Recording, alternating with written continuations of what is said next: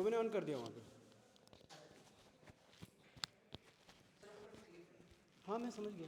अरे भाई last class कर रहा हूँ। क्या कह रहे? कौन सी? नहीं नहीं आज ज़रूरत नहीं है। आज नहीं है, नहीं मैं भी नहीं लाया हूँ। अब आप बोलेंगे कि मैं नहीं लाया हूँ, देखो मैं भी ऐसे ही नोट्स बना के लाया हूँ कि मुझे क्या क्या चीज़ें डिस्कस करनी। चलिए लेट्स स्टार्ट।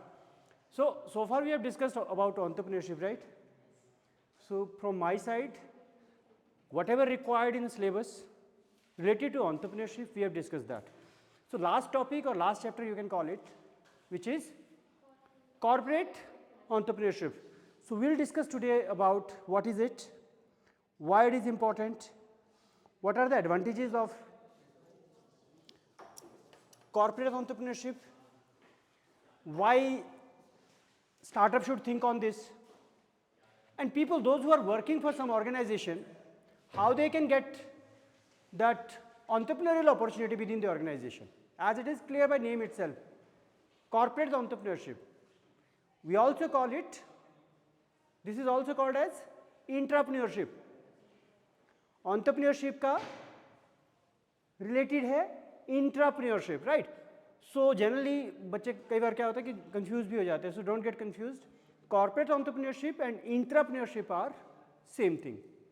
चलिए, if I ask you, is there anyone who is bit familiar about what is corporate entrepreneurship? Sir, it's basically the people who are working in the organization, they have been given a chance to come up with new ideas, innovation, and then they can like do some kind of business, though I'm not aware of it. Right. You're absolutely right.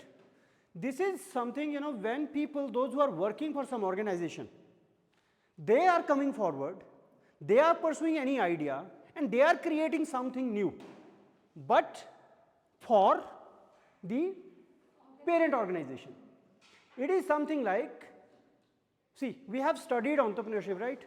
Entrepreneurship is a journey where, full risk and risk associated, and who bear that risk? The people, those who pursue it. कौन risk कौन bear करता है? जो लोग entrepreneurship करते हैं, risk उसी का है। हमने सबसे बड़ा, अगर हमने डिसएडवांटेज अगर हमने एंटरप्रेन्योरशिप में पढ़ा है, तो सबसे बड़ा डिसएडवांटेज क्या था? It is a risky affair, right? Many people, बहुत सारे लोग दुनिया में इसलिए एंटरप्रेन्योरशिप नहीं कर पाते हैं क्योंकि उनको क्या लगता है? रिस्क बहुत हाई है। People having idea, people are innovative, people are, want to do something new, but the only thing, they don't have that capacity to bear that risk. Risk नहीं ले सकते हैं, सब लोग रिस्क नहीं ले सकते हैं। कुछ लोग जो रिस्क ले सकते हैं, जिनका रिस्क एपेटाइट थोड़ा हाई होता है या रिस्क कैपेसिटी थोड़ी हाई होती है, वो लोग नई चीज़ें ट्राई कर लेते हैं। कुछ लोग जो बहुत सेफ सिक्योर रहना चाहते हैं, those who are not willing to take risk, they simply bypass that opportunity. दो लोग हैं, दो इंडिविजुअल्स हैं, एक की थोड़ी सी रिस्क टेकिंग हैबिट है, रिस्क लेता है, और दूसरा है वो थोड़ा सा रिस्क नहीं ले पाता है।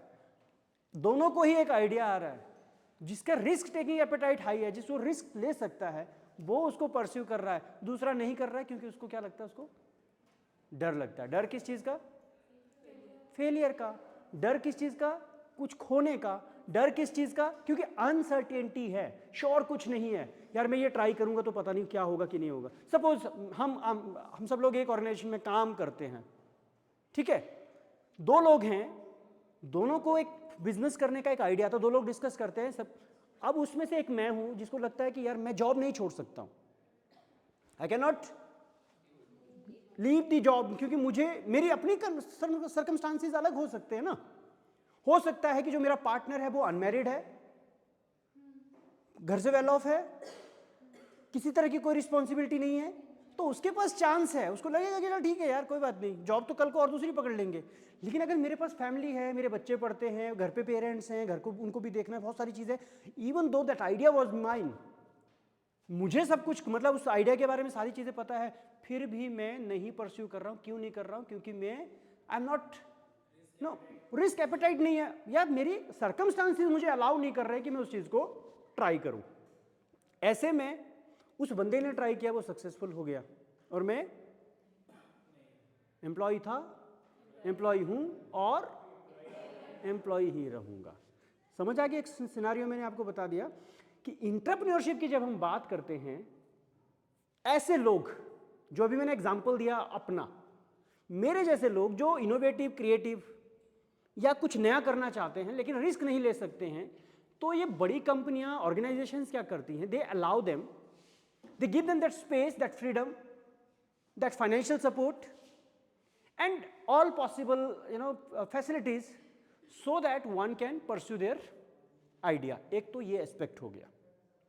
दूसरा, एक मैं दूसरा सिनेरियो आपको समझाता हूं। गवर्नमेंट सेक्टर का वी ऑल आर फैमिलियर। लोग जॉब ज्वाइन करते हैं, एक पीरियड ऑफ टाइम तक सर्विस करते हैं, then they get promoted to next level. उसमें फिर जो तेज काम करने वाला है वो भी, और जो मेरे जैसा स्लो काम करने वाला है वो भी, they get equally promoted at after certain period of time, क्योंकि वहां पे क्या है, टाइम का और एक सर्टेन क्राइटेरिया है, मिनिमम वो कर लिया तो आप प्रमोट हो जाते हो। स्टेप बाय स्टेप है। प्राइवेट सेक्टर में ऐसा नहीं है।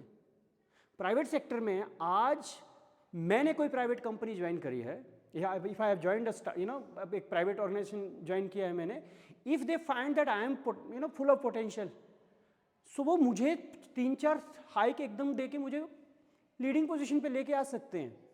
There is no certain time bound और ऐसा कुछ नहीं है। अब ऐसे में suppose at the age of somebody, at the age of 25-30, he has or she has joined that organization, and with the full potential and everything, the hard work और जो achievement उसकी रही है उस पीरियड में, the company has promoted that individual to the higher level. Higher level पे पहुंचने के बाद क्या होगा? एक टाइम ऐसा आएगा जहां के उसके बाद फिर ओनरशिप ही रहेगी सारी। Suppose that individual, after spending 15 years with that organization, joined at 25 and at 40, he or she has achieved that topmost position in the hierarchy जो भी है। What next? What next means people do, this is human nature. हम लोग तब काम करते हैं, हम लोग तब प्रोग्रेस करते हैं जब हमें एक इंसेंटिव होता है कि यार नहीं मुझे ये करना है क्योंकि इससे बाद मेरा प्रमोशन हो जाएगा। I will do this, I will achieve this goal, then I will get promoted to next level, promoted to next level. Human psyche है। If you are doing a job at one place for long period, धीरे धीरे आपकी capacity, आपका creativity, सारी चीज़ें क्या हो जाएंगी?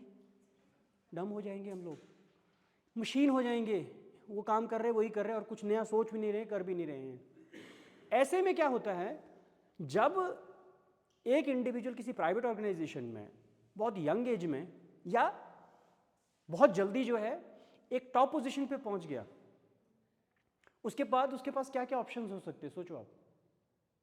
अगर उसको नेक्स्ट कुछ और नहीं दिख रहा है तो वो क्या क्या कर सकता है?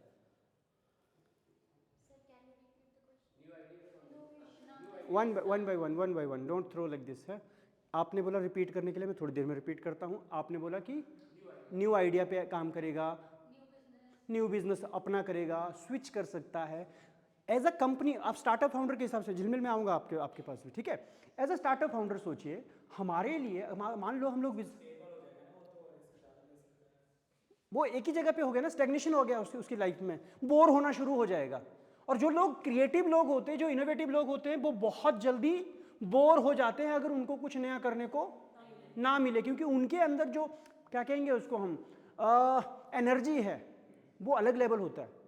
तो ऐसे में अगर वो इंडिविजुअल जो टॉप लेवल पे पहुंच गया है, उसको फर्दर कोई और प्रमोशन या और कोई एक्साइटेड चीज़ करने को नहीं है, तो वो कंपनी के लिए नुकसान हो सकता है। वो जिस पोजीशन पे बैठा रहेगा, वो काम तो वो आराम से कर ही लिया है, कर चुका है, उसका माइंड जो है वो फिर क्या कुछ और चीज़ है, देन ही विल। सबसे बड़ा रिस्क पता है क्या होता है? सबसे बड़ा रिस्क कंपनी के लिए ये होता है कि हो सकता है कि वो बंदा आपके बिजनेस का in out everything is well aware of, उसको पता होता है कि कंपनी क्या है, कैसा है। सबसे बड़ा रिस्क ये है कि उसने पैरेलल जाके वैसा ही कुछ शुरू कर दिया, सेम बिजनेस ना करे, उसी डोमेन में कुछ ऐसा करे जो अपॉर्चुनिटी है वो कर लेगा, तो वो हमारे लिए क्या हो जाएगा? कंपटीशन। ऐसे में आपने शुरू में हमने पिछली क्लास में मुझे याद है हमने पढ़ा था कि चैलेंजेस की जब हम बात करते हैं स्टार्टअप के लिए, सबसे बड़ा चैलेंज ये होता है कि भाई रिटेन करना। पहला तो अट्रैक्ट करना, अट्रैक्ट करने के बाद रिटेन करना एक दूसरा चैलेंज है। लेकिन बड़ी ऑर्गेनाइजेशन भी अगर है, बड़ी कंपनी के लिए भी ये सबसे बड़ा चैलेंज है। If they are not able to retain that key person with the organisation, that is a big challenge, big threat. क्यों? क्योंकि वो आदमी क्या करेगा, बाहर जाके अपना कुछ स्टार्ट करेगा। एज आई सेड, ऐसे लोग बहुत full of energy, full of creativity, full of innovation, सारी चीजें उनके पास हैं। The only thing they are looking for, they need that playground जहां पे वो अपनी क्रिएटिविटी को दिखा सके। ऐसे में ये एक मैकेनिज्म है जो जिसको हम कॉर्पोरेट एंटरप्रेन्योरशिप की हम बात कर रहे हैं या एंटरप्रेन्योरशिप की बात करते हैं। This is one of the mechanism to keep individual engage with yourself means with organise business, and secondly giving them a sense of pride, feeling, fulfilment. अब एक और चीज मैं बताता हूं आपको, एक टाइम के बाद पैसा भी इंसान को मोटिवेट नहीं कर सकता है, एक लिमिट है पैसा। अब एक चीज देखना, मतलब मैं थोड़ा ऑफ ट्रैक जाऊंगा, बहुत ज्यादा पैसा आ जाएगा ना, उसके बाद हर किसी की जरूरतें तो लिमिटेड हैं ही, अब जितना मर्जी कर लो। If you have endless money, अब क्या क्या चीजें करोगे, उसके बाद इंसान को क्या चाहिए, देन पीपल सर्च फॉर कि यार इज्जत नहीं है, रिकॉग्निशन नहीं है, स्टेटस चाहिए, पैसा है, सब कुछ है, लोगों को समाज में लोगों की इज्जत भी चाहिए, है ना, एस्टीम। और उसके भी बाद एक और चीज आती है, आपस में बात मत करो, अगर आपस में बात करोगे तो मैं नाराज हो जाऊंगा। इसके बाद एक और बात आती है, पैसा भी हो गया, स्टेटस भी हो गया, एक स्टेज ऐसी आती है जब इंसान ने इन सारी चीजों से ऊपर उठ जाता है, जिसको हम सेल्फ एक्चुअलाइजेशन कहते हैं, है ना। जब उसको जो सारी चीजें हो जाती हैं, ऐसे में इंसान को जो भी वो करेगा वो इसलिए करता है, उसको लगता है कि मुझे ना सेटिस्फेक्शन मिलती है। People work for satisfaction also. आपने एक यंग एज में एक अच्छी पोजीशन अचीव कर ली, यंग एज में आपने अच्छा खासा पैसा कमा लिया, अब आपको क्या चाहिए, अब आपको चाहिए रिकग्निशन, अब आपको चाहिए सेटिस्फेक्शन। अब आप कहते हैं कि भाई यार नहीं, मेरा नाम होना चाहिए। अभी मैं किसी भी XYZ किसी भी कंपनी के लिए काम कर रहा हूं, I am doing great job, people are appreciating my work, right, but ultimately I belong to one organisation. लोग उसी का नाम लेते हैं कि यार उस कंपनी का बंदा आया था, बहुत सही था, वो कंपनी बड़ी सही थी, बंदा सही था लेकिन वो कंपनी सही थी, ये बात होती है। अब लोग ये चाहते हैं कि यार लोगों को मेरी पहचान इंडिविजुअली हर किसी का है, हम इग्नोर नहीं कर सकते इस चीज को।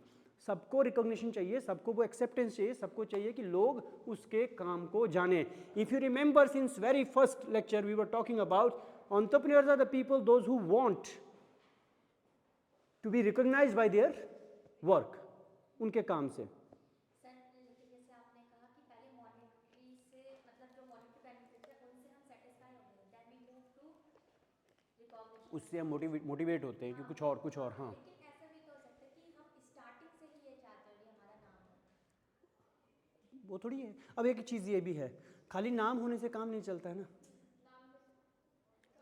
नाम के साथ साथ आपको सस्टेन भी तो करना है। नाम बड़े बड़े हो जाएंगे, अगर खाने पीने की दिक्कतें रहेगी तो वो भी मुश्किल है। मतलब इसीलिए जो मैस्लोस नीड हायरार्की है ना, जो थ्योरी, उसमें यही बोला कि इंसान पहले बेसिक चीज़ों के लिए। अब नाम तो बहुत है लेकिन नहीं है, बाकी चीज़ें पूरी नहीं कर पा रहे, तो वो भी बच्चे भी तो गाली देते हैं बाद में। क्या करना है आपका, अल्टीमेट गोल वही होता है। आप ये कह सकते हैं कि अल्टीमेटली आपको वही चीज़ अचीव करनी है कि भैया नहीं, लोग मेरे को मेरे नाम मेरे काम से जाने। अगर आपको वही करना है तो इसलिए तो ऐसा नहीं है कि भाई आप सोए थे और अचानक सपना है कि लोग मुझे आज से जानने लगे, नहीं।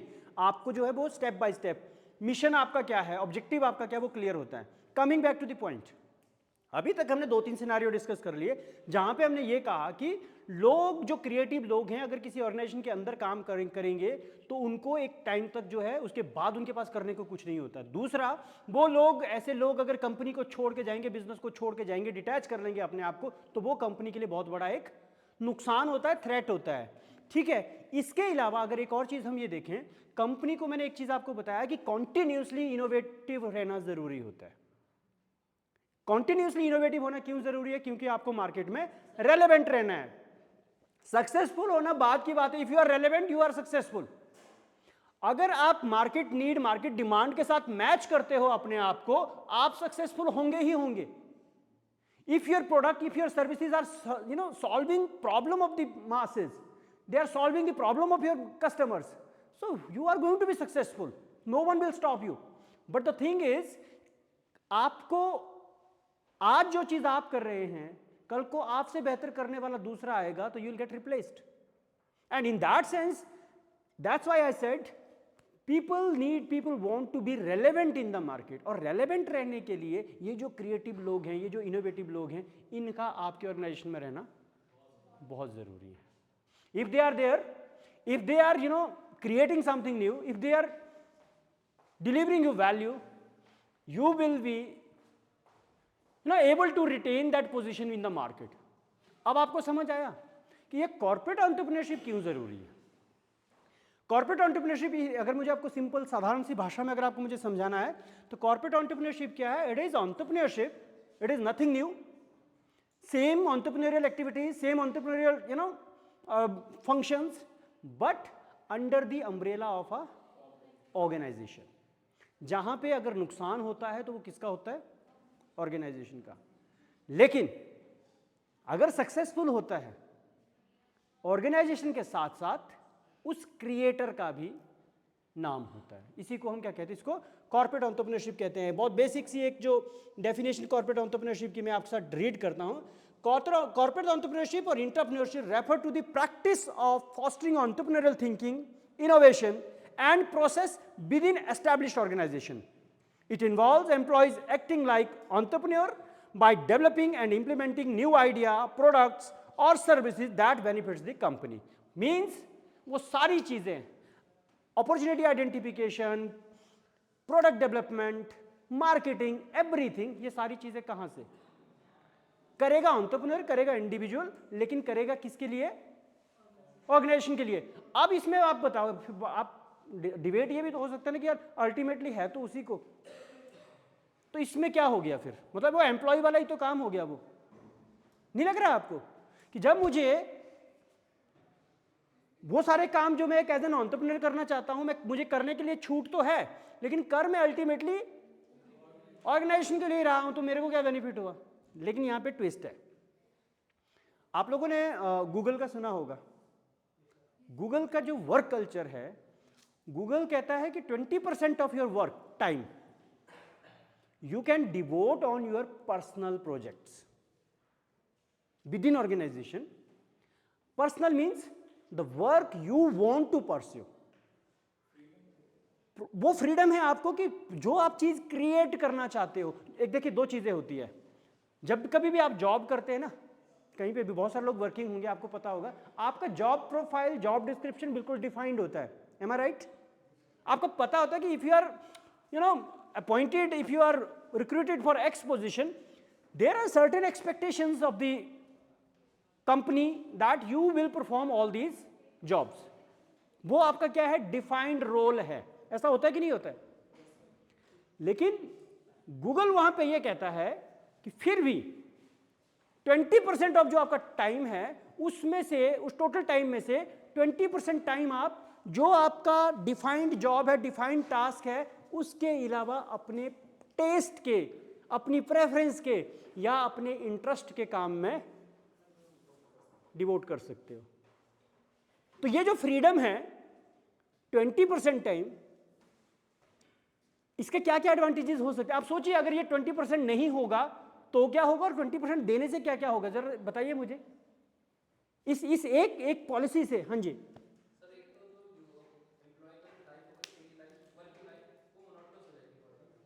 अगर नहीं दिया तो हाँ,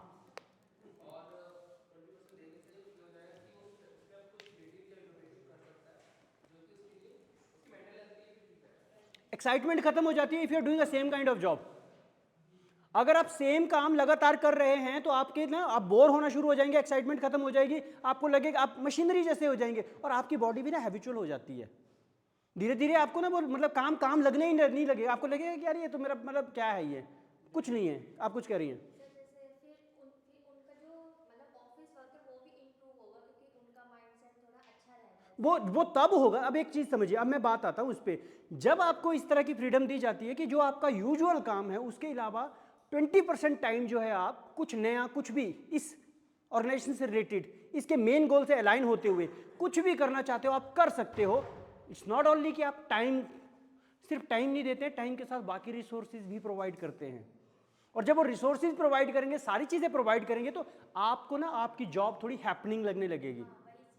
फिर आपको लगेगा कि कुछ नया हो रहा है, और ऐसे में ये चीज़ भी हो सकती है कि कुछ नया, कुछ क्रिएटिव निकल के आ सके। बहुत सारे एग्जाम्पल्स हैं ऐसे। गूगल के ये जो गूगल मैप है, गूगल का ये जीमेल है, ये कहानी ये ऐसे ही उसी प्रोजेक्ट से निकल के आई हुई है, जो लोगों ने 20% टाइम में अपने आप से उस ऑर्गेनाइजेशन के अंदर। सो ये एडवांटेज है। ऐसे मैं 1-2 केसेस और भी डिस्कस करूंगा आपके साथ। अभी मैं फिर वापस इसी चीज पे आ रहा हूं। ऐसा करने से कंपनी को क्या फायदा होता है? कंपनी को एक नया प्रोडक्ट उनके जो प्रोडक्ट लाइन है उसमें ऐड हो गया, प्लस पर्सन वहीं पे रह गया, प्लस और ज्यादा देखो ब्रांड वैल्यू। एक और चीज समझिएगा आप, जॉब जॉब होती है, चाहे जो मर्जी कर लो, उसमें कहीं ना कहीं बंदे के दिमाग में आ ही जाता है कि अरे जॉब है। कुछ लोग मतलब लार्जली ऐसा नहीं होना चाहिए कि कुछ लोग ना सो 9 to 5 मान के चलते हैं, है ना, कि भाई 9 to 5 जॉब है, यही करना है अपने को। तो कुछ लोग ऐसे, मैं अभी कहीं पे पढ़ रहा था, एक वीडियो देख रहा था, कुछ देख रहा था, एक बंदा कह रहा है कि भाई मुझे ना सोचने का काम ही नहीं करना था, इसलिए मैं डंकी लेबर करता हूँ। मतलब समझ गए डंकी लेबर का मतलब? अच्छा पढ़ा लिखा इंसान है, बढ़िया अंग्रेजी बोल रहा, बहुत लॉजिकल थिंकिंग कर रहा है, कह रहा है कि मुझे अपना दिमाग इस्तेमाल ही नहीं करना था, मैं इसलिए वो काम कर रहा हूँ जिसमें डायरेक्शन मुझे दे, मैं वो कर दूँ, काम खत्म है। बहुत कम लोग होते हैं ना ऐसे जो जिनके बहुत एवरीबडी वांट्स कि यार, जहाँ पे हर किसी को चाहिए कि यार कुछ तो ऐसा हो यार। रोज मान लीजिए मेरा बॉस है, immediate boss, every morning he is coming to me and he is giving me a list, okay okay Ramesh get this thing done, है ना, so I am doing that thing. और कहीं ना कहीं मेरे मन में भी लगे ना क्या यार ये ऐसे थोड़ी, इससे अच्छा और तरीके से हो सकता है, लेकिन कंपनी का रूल है या जो भी है एसओपीज है वो ऐसे ही होने हैं। So I can not apply my brain. Creativity वहां पे क्या हो जाती है, खत्म हो जाती है। If I have better idea to implement those things, I am not allowed to do, that will kill my creativity. And ultimately if I am conscious, मुझे लगेगा कि यार यहां बैठूंगा ना तो मैं वाकई ही डंकी लेबर ही हो जाऊंगा, बेटर है I will switch. Then people don't work with you, they start searching, वो नया कुछ ढूंढने की कोशिश करते हैं। वो आपके ऑफिस आवर में आपके बैठे बैठे ही वहीं पे लिंक्डइन पे कहीं कहीं पे नई नई जगह जॉब पोस्ट डालना शुरू कर देंगे। क्यों? You are not allowing them to do that. That's why corporate entrepreneurship is a very key strategy to retain people, to get new things done by them, keep them highly motivated, highly charged, and it is win-win situation to both for employees as well as for the company. Yes. लेकिन sir जैसे आपने कहा कि Google की company ने अपने इस time से जीमेल और गूगल मैप बना दिया, लेकिन उनको कभी ऐसा नहीं लगा होगा कि ये तो हमने क्रिएट किया है तो हमारा नाम होना चाहिए? नाम तो डेफिनेटली होता है, नाम ऐसा नहीं है कि नाम नहीं होता है। कि हम नहीं जानते कि किसने ना देखो, एक चीज़ है, हमने जानने की कोशिश नहीं की होगी या कुछ होगा, है ना, हमने बेशक चाहे उसको बोला। देखिए एक चीज़ समझिए आप, इसका जो रिवॉर्ड होता है ना, इसका जो रिवॉर्ड जिसकी हम बात करें, एक फुलफिलमेंट जिसकी मैं बात करता हूँ। अब विराट कोहली इतना अच्छा खेल गया ना, ठीक है कि नहीं है, वो जो कोच जिसने उसको पहली बार खेलना सिखाया होगा, उसके मन में जो फीलिंग होगी ना, वो वही समझ सकता है। It's not financial every time, वो जो रिकग्निशन है कि नहीं यार ये मेरा बनाया हुआ है, ऐसे बहुत सारी चीज़ें हैं। एक और कहानी में, एक और yes please gentleman, if you have something to discuss please discuss with me. कुछ है? Are you with me? Done? Okay. तो एक और स्टोरी मैं आपको सुनाता हूँ।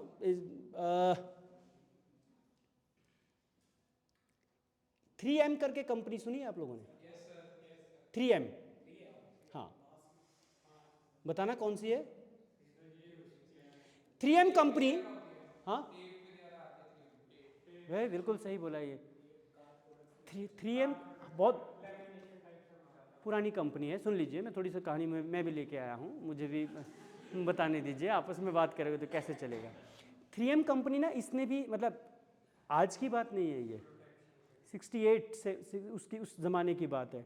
तो इन्होंने भी यही किया था कि इन्होंने भी एक यही वाली पॉलिसी अप्लाई की थी कि 15% of your job time, work time you can devote on whatever you want to do.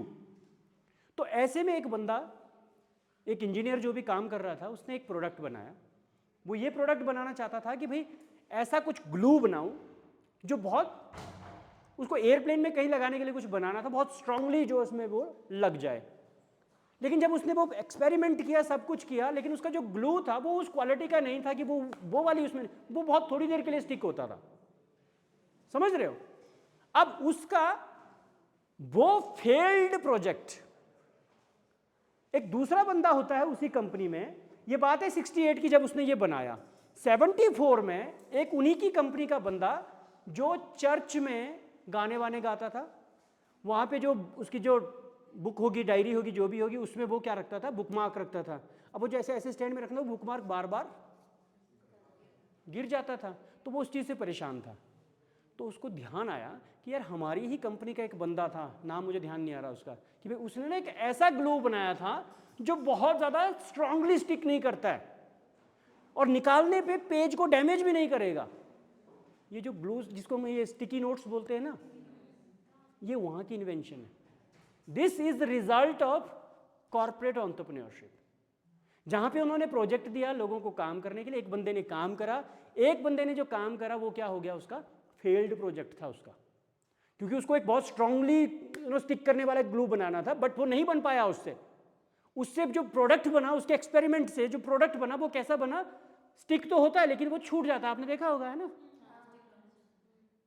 वहां से दूसरे बंदे ने 8 साल बाद वो स्टोरी उठाई, जब उसको जरूरत पड़ी तो उसको लगा कि यार यहाँ पे ना ये स्टिक नोट वाला जो भी है, ऐसा कुछ बुकमार्क में ऐसी कोई ग्लू हो, उसको याद आया कि अरे ऐसा एक बनाया था उसने, why don't I apply that glue in this bookmark, ये गिरेगा नहीं। उसने वहाँ पे, इसीलिए आज देखा होगा आपने, जहाँ कहीं भी ऑफिस में साइन करने के लिए फाइलें जाती है तो उसमें स्टिकी नोट लगा होता है, उसको हटा दो तो पेज पे पता भी नहीं चलता कि कुछ था कि नहीं था। तो ये इन्वेंशन है, this is result of corporate entrepreneurship. आप अब एक चीज़ ये हो सकती है कि हम लोग ये सोच सकते हैं कि यार कॉर्पोरेट एंटरप्रेन्योरशिप की जब हम बात कर रहे हैं, when they allow these people to work, अब देखिए माइंडसेट की ही बात है। सपोज जो बॉस है उसको ये लगता है कि यार मतलब क्या पॉइंट है यार, मैं जो चाहता हूं वो ही इनको करना चाहिए, right. If they are going to spend their 20% of time on the project what they want to do, how it is going to benefit me. अगर आई एम, मेरा जो कॉम्पैक्ट अगर थॉट प्रोसेस है, एक चीज अपने को ये जरूर समझनी चाहिए कि even if the people those who are working in your organisation and they are trying something by themselves, if they failed, that is also a win win situation for us. उस बंदे की क्रिएटिविटी, हमने कहा ना कि एक बंदा fail हो गया था, दूसरे को फायदा हुआ उसका। अगर वो फेल भी होता तो अपने को कम से कम ये तो पता चलता है कि मान लो मुझे मेनली वो काम करना है, ये तो पता चल गया ना कि भाई ये चीज़ें नहीं करनी है। Failure always tells you know what you should not do. Fail हमेशा, वो फेलियर से अगर हम सीखने लगेंगे तो कम से कम अपने को ये पता चल जाता है कि मुझे क्या करना चाहिए, मुझे क्या नहीं करना चाहिए। तो कॉर्पोरेट एंटरप्रेन्योरशिप कई मायने में बेनिफिशियल है। कैसे काम करती है, क्या क्या चीज़ें हैं, उस चीज़ पे हम अब थोड़ा सा फॉर्मली डिस्कस करते हैं। अभी तक तो किस्से कहानियों से हमने शुरू करा। So as I discuss the definition, अगर हम इसकी इंपॉर्टेंस की बात करें, what is the importance, although informally हमने डिस्कस कर लिया, innovation and adaptability. Companies, organization, those who are allowing their people to do something at their own with all kind of support, वहाँ पे क्या चीज़ें होती हैं, नई नई इन्वेंशंस, नए नए इनोवेशंस आते हैं। और as the time changes, as the market behaves, they also adapt those changes quickly. क्यों? क्योंकि वहाँ पे लोग उनके पास continuously उस चीज़ पे काम कर रहे हैं। जो लोग आपने अपने प्रोजेक्ट पे काम कर रहे हैं, definitely they will do market research. अब एक चीज़ समझिए, मैं सपोज एक ऑफिस में काम करता हूँ और अगर मैं 9 to 5 या मेरा जो जॉब डिस्क्रिप्शन है उसके अकॉर्डिंगली ही काम करता हूँ, तो मैं ना बहुत ज़्यादा रिसर्च नहीं करूँगा। क्यों नहीं करूँगा? क्योंकि मुझे पता है बॉस ने मुझे काम बताना है, मैंने काम करना है, बॉस ने देखना है, बॉस की जिम्मेदारी है वो ढूंढे क्या रिसर्च करना क्या नहीं करना। M I right? लेकिन जब मुझे पता है कि मैं ना अपना एक अलग से प्रोजेक्ट परस्यू कर रहा हूं और इसके लिए मुझे कंपनी अलाउ भी कर रही है, अब मेरी जिम्मेदारी हो जाती है कि मैं इसको ना सक्सेसफुल बनाऊं। थोड़ा आपस में भी तो कंपटीशन होता ही है भाई। 4 लोग कहेंगे अरे बड़ा प्रोजेक्ट कर रहा था, ये हो गया डब्बा बंद, वो बेइज्जती किसको सहन करनी है भाई? तो वो बंदा अपने आप से लग के उसमें काम करेगा। That's why people, companies, those who are having this kind of culture, they are ahead of their competitors. वहां पे सिर्फ बॉस स्ट्रेटजी नहीं बना रहा होता है, हर एक बंदा जो उस चीज में इन्वॉल्व है वो स्ट्रेटेजिकली सोच रहा होता है, आगे बढ़ने की बात कर रहा होता है। Growth for both that individual as well as for the company. कुछ नया करेगा तो उस बंदे की ग्रोथ। अब एक बात की बात है, आप अभी आपने कहा ना कि भाई इसने ये बनाया तो उसको क्या फ़ायदा होगा या क्या नहीं होगा। ऐसी पॉलिसी भी तो हो सकती है ना कि इसके बाद जो भी प्रोजेक्ट बनेगा ना उस पर आपको रॉयल्टी मिलती रहेगी। भाई रॉयल्टी का तो आपको पता ही है, रॉयल्टी कब कैसे मिलती है, कब तक मिलती है, आप हो चाहे ना हो, ठीक है। एक टाइम तक जो है आपने अगर काम किया, उस काम के बदले में आपके होने नहीं होने से आपकी फैमिली को, आपके जो भी है ना लीगल हायर्स है उनको जो है रेगुलर वो मिलता रहता है। रिकॉग्निशन के साथ साथ फाइनेंशियल सपोर्ट, फाइनेंशियल बेनिफिट्स हैं, तो आप मोटिवेट करती है ये चीज़ें आपको। एक और जो इंपॉर्टेंट चीज़ हमने बात कर ली, टैलेंट रिटेंशन तो होता ही है। अगर आप लोगों को इन्वॉल्व रखेंगे, लोगों को लगेगा कि नहीं यार मैंने ये प्रोजेक्ट किया हुआ है, अभी और करेंगे, और वो कंपनी के, इसीलिए बहुत सारे लोग जो है जहाँ पे इस तरह का कल्चर है, why people are dying to work with Google. लोग गूगल का ऑफिस देखने क्यों जाते हैं? Why they give all kind of facilities to their employ. हमारे जैसा नहीं है ना उनका कल्चर कि भाई नहीं इतने से इतने के बीच में ही आपको ऑफिस में आना ही पड़ेगा, आपको ऑफिस में होना ही पड़ेगा। आप 8 घंटे आपका ऑफिस है तो 8 घंटे आपको ऑफिस में बैठना है। आप काम क्या कर रहे हो, क्या नहीं कर रहे हो, क्या प्रोडक्टिविटी, उसका मतलब नहीं है। दूसरी तरफ दूसरा कल्चर ये भी तो हो सकता है ना कि एक बंदा जो है ना 8 घंटे का, जो एक नॉर्मल इंसान 8 घंटे में जो काम कर रहा है, दूसरा बंदा 2 घंटे में करता है। वो अगर आप उसके वो 6 घंटे अगर आप उसको नहीं देंगे कि आप कुछ भी कर लो, तो वो क्या कर लेगा? वो हम सब लोगों का मिसयूज करेगा। 8 घंटे का काम 2 घंटे में करके बाकी चीज़ें अपने अपने एंड पे कुछ करता रहेगा या क्या कर रहेगा। कल को जब हम बोलेंगे कि यार तुम अपने इस ऑफिस टाइम में ये काम कर दो, छोड़ के चला जाएगा। टैलेंट रिटेंशन के लिए ये वाली पॉलिसी बहुत इंपॉर्टेंट है। रेजिलियंस, जहां पे कॉर्पोरेट एंटरप्रेन्योरशिप एक चीज समझिए आप, जहां पे ये इस तरह का फ्रीडम है ना, जहां पे लोगों को अपना कुछ ट्राई करने का फ्रीडम मिल रहा है, वहां पे लोग हर बार कुछ ना कुछ नया करने के लिए तैयार हैं। वहां पे अगर कोई प्रॉब्लम आती भी है तो हो सकता है कि एक प्रॉब्लम पे 10 लोग काम कर रहे हैं, किसी ना किसी का सॉल्यूशन तो काम कर जाएगा। फेल भी हो जाएंगे तो वहां से बाउंस बैक करेंगे, एक जगह से फेल होंगे दूसरा बंदा कुछ ना कुछ कर लेगा। तो ये चीज़ें ये करता है। अब हम बात करते हैं, आपके जो बुकलेट है उसके हिसाब से चलूँ मैं, कुछ जो चीज़ें मुझे बुकलेट के हिसाब से सही लग रही है मैं उसकी बात में उससे मैं बात करता हूँ।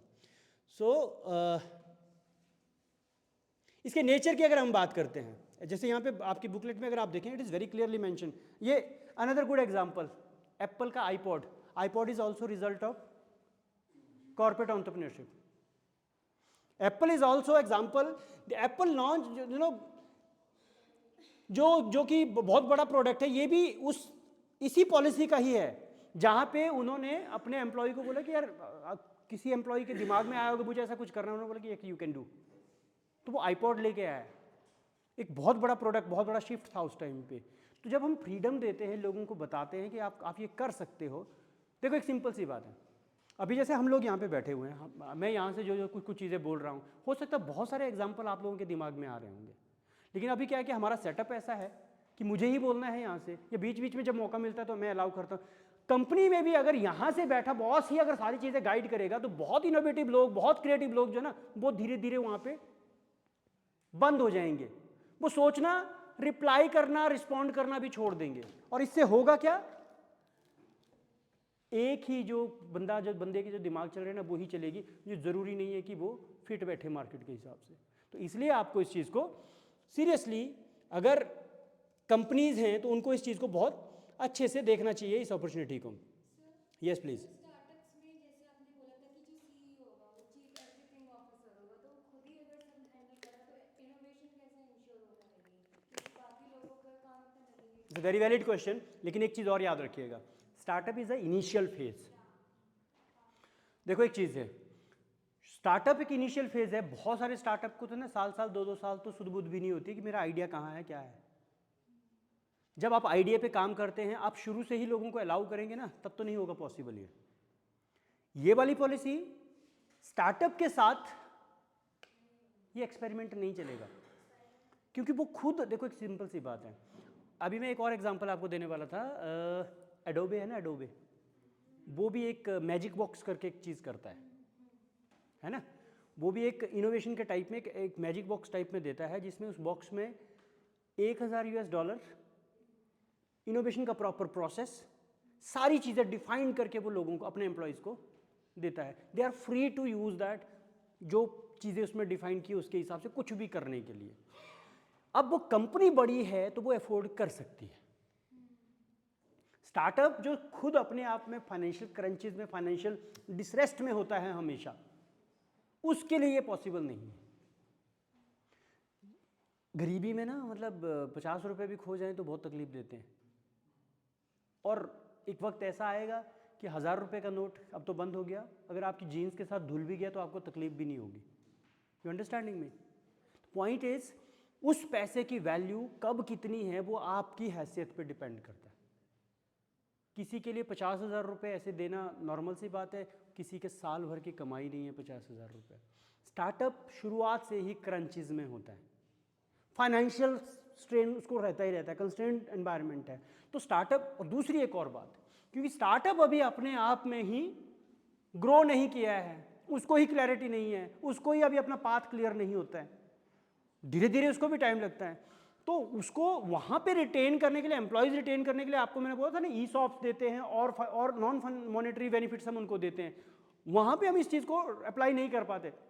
दैट्स वाई ये एस्टैब्लिश्ड बिजनेस की स्ट्रेटजी है, जहाँ पे आपको लगता है कि देखो सिंपल सी बात है, स्टार्टअप में तो ये चीज़ होती है ना कि आप अभी एक चीज़ सोचा है आपने बनाने का, वही पूरी तरह से बना नहीं है।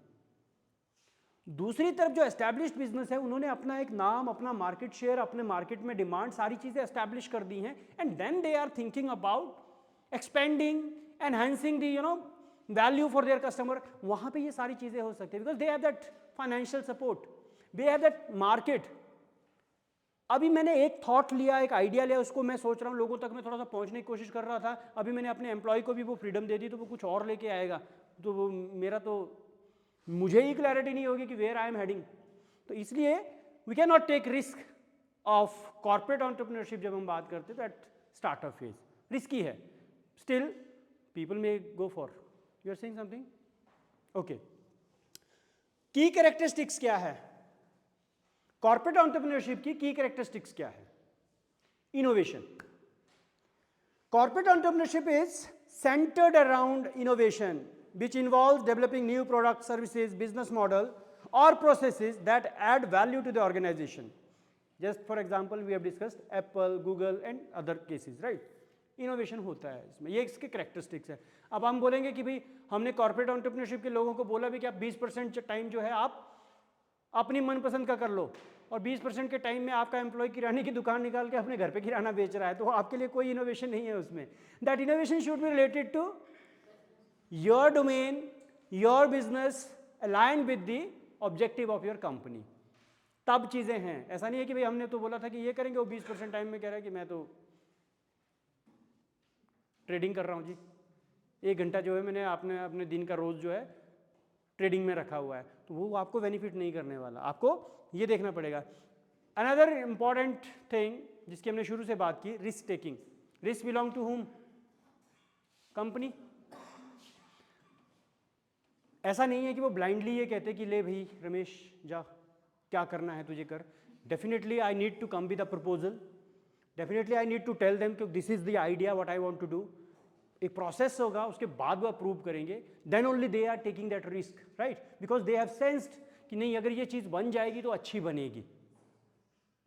तो वो ऐसा नहीं है कि भाई उन्होंने बोल दिया कि भाई आपके ज्वाइनिंग लेटर के साथ ही आपके 20% टाइम आप अपने मनपसंद का कर सकते हो, ऐसा नहीं है। You have to come with proposal, you have to tell them कि आप क्या करने वाले हो। जब आप बताओगे तब आप, बहुत सारी कंपनीज ना ऐसी भी होती हैं। नहीं, मैनेजर मैं बता रहा हूँ, जिस कंपनी का कल्चर होगा ना, उन लोगों को उसकी इंपॉर्टेंस पता होगी। मैं एक एग्जांपल देता हूं। कुछ लोग अपने एम्प्लॉयज़ को ट्रेनिंग के लिए भेज देते हैं, ट्रेनिंग और डेवलपमेंट प्रोग्राम्स के लिए भेज देते हैं, हालांकि उनको ये भी पता है कि कल को ये मेरे साथ रहे या ना रहे, फिर भी वो उसको भेजते हैं। क्यों भेजते हैं वो? क्योंकि उनको पता है कि ये जाके कुछ सीख के आएगा। अब ऐसा थोड़ी है कि वहाँ ट्रेनिंग से ही बोल देगा कि ओके सर बाय, मैं अब यहाँ से इधर निकल रहा हूँ, है ना। उसके साथ कुछ तो टर्म्स एंड कंडीशंस होती है ना। वो आएगा तो यहाँ पे रिफ्लेक्ट करेगा उसको, और वो रिफ्लेक्शन वो आपकी ऑर्गेनाइजेशन को और 4 चीज़ें जोड़ के देंगी। तो it's a kind of investment. Obviously अगर रिस्क नहीं होगा तो हर कोई करेगा। रिस्क है बिजनेस में, तो हम सब लोगों ने सुना है, पढ़ा है, higher the risk higher the return. तो सेम थिंग यहाँ पे अगर आप उनको, अगर मैं ये सोच के बोलूँ कि नहीं नहीं यार, ये 20% टाइम, इतना पैसा भी इनको देना है, कल को ये करे ना करे, ये ना करे, तो मैं अपने आप को क्या करूँगा, रिस्ट्रिक्ट करूँगा। अभी मेरे को कहीं ना कहीं पे I need to trade off, कि ये बंदा अगर वहाँ से या कुछ नया चीज़ करेगा, कुछ सीखेगा, तो कुछ तो मेरे लिए बेनिफिशियल होगा। और वो तभी कर पाएंगे हम जब मेरी पॉकेट, आई मीन कंपनी की कंडीशन जो है अलाउ करने, वो मैनेज, उनको पता है कि भाई अगर जाएगा भी तो इतना कोई बहुत, उनकी भी तो इन्वेस्टमेंट ही होती है, they are also playing right, वो भी गैम्बलिंग कर रहे हैं, वो भी रिस्क ले रहे हैं। So risk belong to the company, इसमें बंदे का कोई अपना रिस्क नहीं है। लेकिन एक बात ज़रूर है कि अगर एंटरप्रेन्योर के सारे फंक्शन, सारी चीज़ें, उसको रोल सारे मिलते हैं उसको। ये तो हमने बोला कि भाई आप, अभी हमने एक दो केसेस लिए जहाँ पे हमने बोला कि 20% टाइम या 30% टाइम। बहुत सारे ऑर्गेनाइजेशन ऐसा भी करती हैं, सपोज एक बंदा जो है ना, एक एज पे सीनियर पोजीशन पे आ गया, वाइस प्रेसिडेंट, प्रेसिडेंट वाली कंडीशन पे आ गया, व्हाट नेक्स्ट? मैंने बोला ना कि उसको मोटिवेट रखने के लिए, उसको इन्वॉल्व रखने के लिए, you need to do something. उसको आपको कुछ ना कुछ ऑफर करना पड़ेगा ताकि वो आपके साथ, आपके कंपनी में, आपके ऑर्गेनाइजेशन में इन्वॉल्व रहे। तो इसलिए आप उसको कहते हैं कि भाई ठीक है, आपने इतना, देखो सिंपल सी बात होती है, एक लॉजिकली अगर हम सोचेंगे, एक कंपनी अपने सीईओ को या सीटीओ को या बड़ी बड़ी कंपनियों जिनकी हम बात कर रहे हैं, उतना पैकेज देते हैं जितने में कई कंपनियां स्टार्ट हो जाएं, है ना। वो इतना सारा कुछ क्यों देते हैं? क्योंकि उनको पता है कि ये बंदा ना मुझे इससे मल्टीपल टाइम, और जिस बंदे ने आपके साथ 20 साल काम किया होगा, वो आपके लिए उससे कहीं ज़्यादा आपको दे चुका है। उस बंदे की वजह से आपकी कंपनी ऑलरेडी इतनी ज़्यादा ग्रो कर चुकी है। तो उसके साथ अगर आपको लगता है कि ठीक है यार, इसको जाने नहीं देना है, some time you may give them that position just to reward them, you are not expecting anything. I was reading, मुझे कंपनी का नाम बोल रहा हूँ, इट वॉज IBM या माइक्रोसॉफ्ट, इनमें से किसी का था, जिन्होंने अपने एक सीनियर एग्जीक्यूटिव जो भी उनका था उसको बोला कि यार तुम कुछ करो, क्या करना क्या नहीं कर रहा, दिस इज मनी, आपको क्या करना है आप करो, कोई अकाउंटेबिलिटी नहीं। क्यों? क्योंकि उनको उसको रिवॉर्ड करना है। क्यों? क्योंकि उसको उस ब्रेन को रिटेन भी करना है। दे डोंट वांट कि वो बंदा छोड़ के, हर बार ना डर ही नहीं होता है कि बंदा छोड़ के जाएगा तो कुछ और करेगा। कई बार ऐसा भी तो होता है यार, इस बंदे ने इतना काम करा है, इसने इतना काम करा है, इसका कुछ तो करना पड़ेगा। ऐसा नहीं कि उसको किसी चीज़ की कमी है, लेकिन फिर भी दे ऑल्सो फील किया दिस इज आवर ऑब्लिगेशन। उनको लगता है कि हमारा भी तो कुछ फर्ज बनता है इसके लिए। अब वही वाली बात है ना, कुछ लोग उस चीज़ को वैल्यू करते हैं तो उस चीज़ को प्रमोट करते हैं, समझते हैं। कुछ लोग उसको भी खर्चा मानेंगे तो फिर कहानी गलत है, फिर अलग स्टोरी है। Creativity, corporate entrepreneurship require creativity in generating new ideas and unique solution for the problem. अगर ये नहीं देंगे, एज वी डिस्कस्ड, उनको सामने वाले को अपने आप को एक्सप्रेस करने का मौका भी नहीं मिल रहा है, कुछ भी नहीं मिल रहा है, फिर हम बोल रहे हैं कि यार मेरे वहाँ पे तो लोग सारे कोई क्रिएटिव है ही नहीं, कोई आता ही नहीं है, तो वो मेरी कंप्लेंट गलत है। I need to provide that. So वो फ्रीडम, वो सारी चीज़ें मिलेगी तब। कोलैबोरेशन, कोलैबोरेशन भी इसका एक वो अच्छा वो है कि आप फ्रीडम देते हो कि आप 2 लोग 4 लोग टीम में अदर ऑर्गेनाइजेशन के साथ कोलैब करके कुछ नया कर सकते हैं। हमारा अल्टीमेट ऑब्जेक्टिव ये होना चाहिए कि हम कल जहाँ थे आज उससे कहीं बेहतर हों। कंपनियाँ यही चाह रही हैं।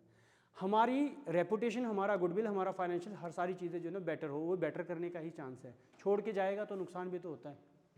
छोड़ के जाएगा, कोई नया हायर करना पड़ेगा, नया हायर करना, फिर वो नए से स्टार्ट करेगा तो नुकसान है ही है। तो strategic focus, corporate entrepreneurship must align with the overall strategy and goal of the organisation. कभी भी, दैट्स व्हाई आई सेड कि कभी भी कंपनी ये नहीं बोलती कि जाओ तुम ये कर लो, कुछ भी कर लो, कुछ भी नहीं। वो चीज़ जो आपके मेन ऑब्जेक्टिव, मेन गोल से अलाइन करता हो, वो करने की फ्रीडम आपको होती है, और उसको करने में नुकसान कोई नहीं है। फिर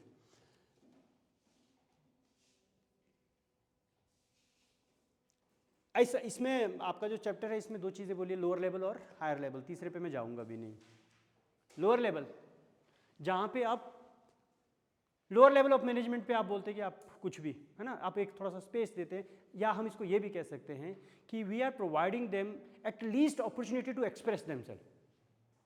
बहुत बार क्या होता है ना कि भाई आपने देखा होगा, मुझे एकदम से गब्बर मूवी का वो सीन याद आ गया जिसमें वो हवलदार जो है, हवलदार या सिपाही जो भी है, वो बार बार वो बताने की कोशिश करता है और उसको रियलाइज़ करवाते हुए आ रहा है तुम ड्राइवर हो, तुम ये करो, तुम वो करो, समोसे ले आओ, जबकि आइडिया उसके पास भी था।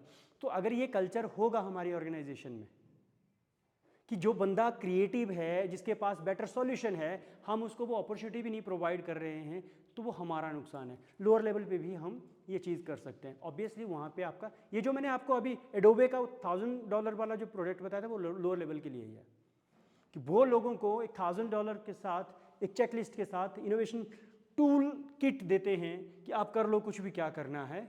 अभी तो वो क्या करते हैं, अभी तो उन्होंने मतलब दे हैव एक्सपेंडेड, अपनी ऑर्गेनाइजेशन के बाहर भी करते हैं वो, कि जो लोग क्रिएटिव आइडियाज़ जो आएंगे ऑब्वियसली उनके उससे जब कोई चीज़ डेवलप होगी, तो आपको याद है कॉपीराइट होता है ना, copyright that belong to them, जो इंटेलेक्चुअल प्रॉपर्टी जो भी बनेगी उस पर उनका भी अधिकार होगा। ऐसे कितने सारे प्रोजेक्ट्स हो जाएंगे। आप यूनिवर्सिटीज़ में अगर आप बच्चों को जाके बोलेंगे कि यार रिसर्च करने वालों को कि आप ये रिसर्च करो, हम आपको सपोर्ट करते हैं, जब आप उनको सपोर्ट करोगे तो लोग आपके पास आएंगे। Incubator is a very good example. Incubator भी क्या करता है, इंक्यूबेटर भी बेसिकली कॉर्पोरेट एंटरप्रेन्योरशिप जैसा ही है। वहाँ पे स्टार्टअप को फंडिंग भी देता है, मेंटरिंग भी देता है, सारी चीज़ें देता है उसको सपोर्ट करने के लिए। तो सेम थिंग इसमें भी है। लोअर लेवल पे, at lower level type of entrepreneurship involved in small scale innovation or incremental improvement to existing product and services. The lower level entrepreneurship often drive the employee to lower level, at the employees at lower level of the organization. आपने बोल दिया ना कि आपने लोग अपनी जो team है उन्हीं को बोल दिया कि यार नया कुछ नहीं करना, इस प्रोडक्ट में नया क्या और ऐड क्या कर सकते हो, इसमें और अच्छा क्या कर सकते हैं, how we can make it better. बहुत बार कुछ नया नहीं करने से जो एग्जिस्टिंग है उसी में इंक्रीमेंटल इनोवेशन, अगर आपको याद होगा हमने पढ़ा था, अगर हम इंक्रीमेंटल इनोवेशन की तरफ भी जाते हैं तो that is also a very positive step. कम से कम एम्प्लॉय हमारा ये सोचना तो शुरू करे, देखना तो शुरू करे कि यार इसमें ये एग्जिस्टिंग प्रोडक्ट है, एग्जिस्टिंग सर्विस है, इसमें और अच्छा कैसे कर सकते हैं। या प्रोसेस में कि ये जो प्रोसेस चल रहा है how we can make it better. अगर हम उनको ये अपॉर्चुनिटी देते हैं तो देखो सिंपल सी बात है, लोअर लेवल पे इस तरह की अपॉर्चुनिटी देने का क्या फायदा है। लोगों को लगता है कि यार मुझे सुना जाता है, पीपल फील कि नहीं यार मेरी ना इस ऑर्गेनाइजेशन में थोड़ी सी रिस्पेक्ट है, वैल्यू है। मैं आपको एक एग्जांपल बताता हूँ।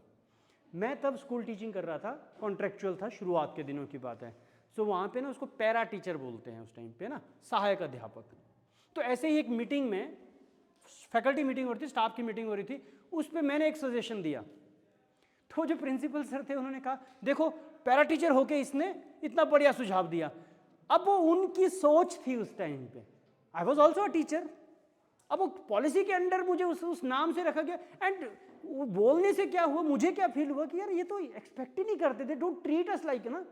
तो एक स्टेटमेंट थी कि देखो इसने पैरा टीचर होके ये मुझे इतना बढ़िया सजेशन दिया। तो मतलब उनके लिए वो सरप्राइज वाली बात हो गई, मेरे लिए थोड़ा सा डिप्रेस होने वाली बात हो गई, आप तो हमें कंसिडर ही नहीं करते हो। जब हम लोगों को जो अच्छा करता है उसको शाबाशी दे, उसको बोलते हैं कि यार बढ़िया किया और अच्छा कर, तो वो और अच्छा करने लगते हैं। लोअर लेवल पे ये चीज़ें हो सकती हैं।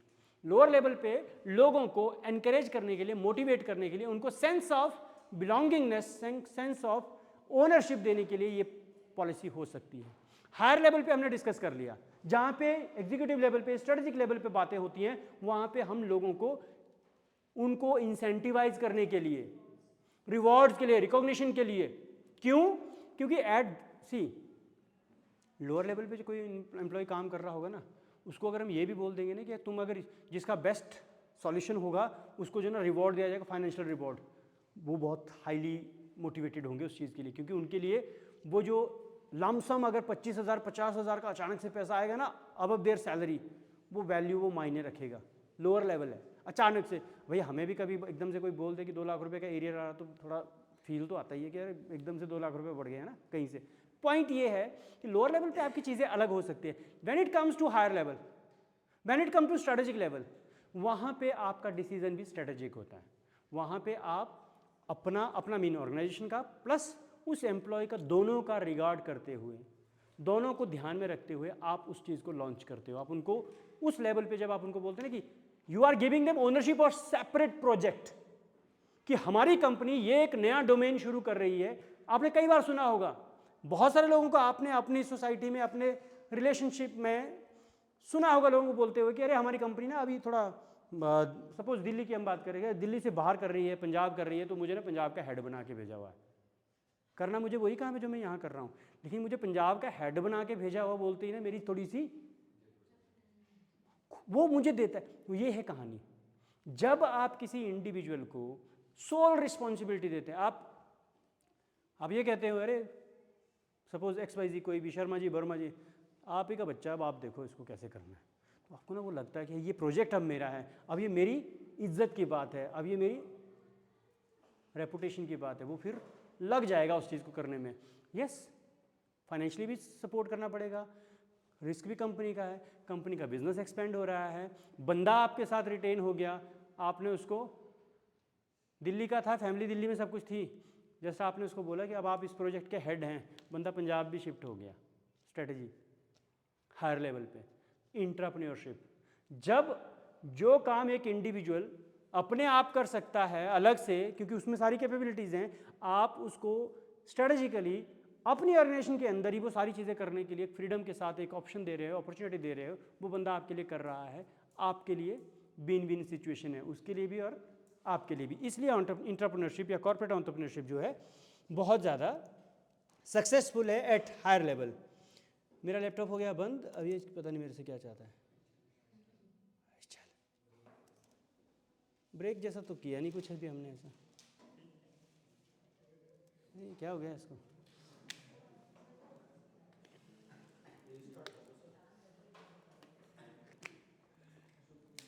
एक मिनट,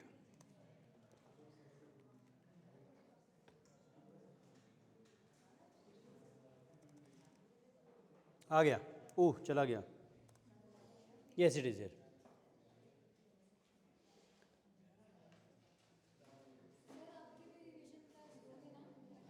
हाँ हो रही है क्या रिवीजन क्लास?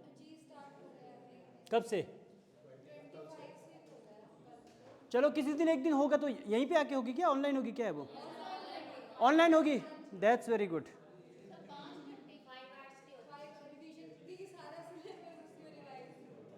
आप लोग मशीन बना के मानोगे, मतलब बीच में 1 घंटे का गैप है शायद, ऐसा सुना मैंने। चलिए कोई नहीं, कर लेंगे, नॉट एन इशू।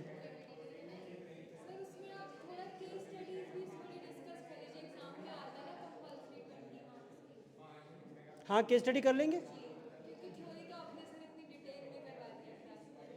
मैंने तो वैसे एक चीज़ देखा जाए, आपको कभी भी ना थ्योरी को थ्योरी के हिसाब से नहीं पढ़ाया है मैंने आपको, मैंने मतलब आई एम नॉट गॉन की भी आपके सिलेबस में। यस, इस वाले में मैं आया हूँ क्योंकि ना ये मुझे, मेरे हिसाब से, मेरी समझ से ये टॉपिक ना इतना बड़ा अभी मतलब इस स्टेज पे, क्योंकि मुझे ऐसा लगता है कि अभी हम लोगों ने स्टार्टअप शुरू भी नहीं करा।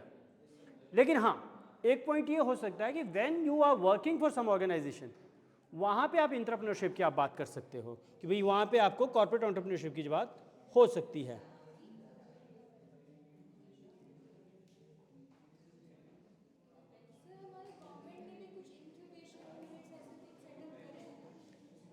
इंक्यूबेटर की बात मैं करता हूँ, आपको बताता हूँ अभी।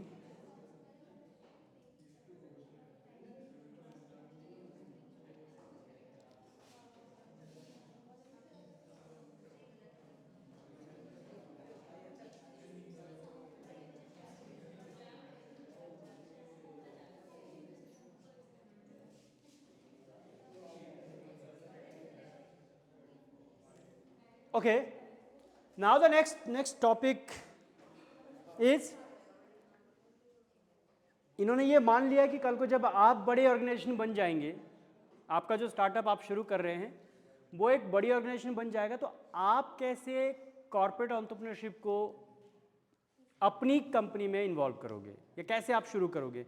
उसके लिए यू नीड टू रीस्ट्रक्चर या स्ट्रक्चर योर ऑर्गेनाइजेशन ऑल्सो। आपकी कंपनी को, सबसे बड़ी बात, कॉर्पोरेट एंटरप्रेन्योरशिप तब पॉसिबल है if the top management they are having clarity कि अपने को ये चीज़ सपोर्ट करनी है। जब वहाँ पे सपोर्ट होगा, जब आपको वहाँ से क्लैरिटी होगी, तब ये पॉसिबल है। और उस सपोर्ट को खाली कॉर्पोरेट में जो टॉप है उसके सपोर्ट से काम नहीं चलेगा, you need to have that, आपको उसको एग्जीक्यूट करने का स्ट्रक्चर भी तो होना चाहिए। हमने बोल दिया कि 20% जो है आपका टाइम जो है, सपोज हमने गूगल को फॉलो किया कि 20% of your time you can spend on your project what you want to pursue. Mere giving this statement is not going to solve the problem, right? Team से भी बड़ी बात, मुझे कम से कम एक मुझे क्लैरिटी तो हो कि what I want people to do in that 20% time. भाई कुछ भी करने को थोड़ी दे सकता हूं, मैं चाहता हूं कि लोग ये करें, इस तरह से मुझे करवाना है, वो करवाने वाली क्लैरिटी होनी चाहिए। Plus I need to have that structure, that mechanism, if people are pursuing on that, time to evaluate, accountability, सारी चीजें मुझे वो वेल प्लान्ड होनी चाहिए। सिंपली सेइंग कि नहीं आप आइए हमारे यहाँ पे 20% टाइम जो है ना आप कुछ भी कर सकते हैं। अब कुछ भी मतलब क्या भाई? I need to give them a clear direction. इसलिए mere adopting policy is not going to solve the problem. You need to find out कि नेचर भी है क्या ऐसा आपकी ऑर्गेनाइजेशन का कि जहां पे ये पॉलिसी चल सकती है। सब में नहीं चलती है, this is why I am saying.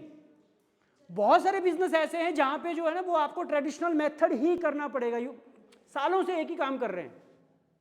वहां पे अगर आप बोल रहे हैं कि आप नहीं होगा, आपको देखना पड़ेगा, फिटमेंट भी तो देखनी पड़ेगी कि भाई पॉलिसी और आपका स्ट्रक्चर जो दोनों फिट है या नहीं है। आपके हिसाब से खाली लोगों को बोलना कि आप अपना अपना काम कर सकते हैं, that is not going to solve the problem.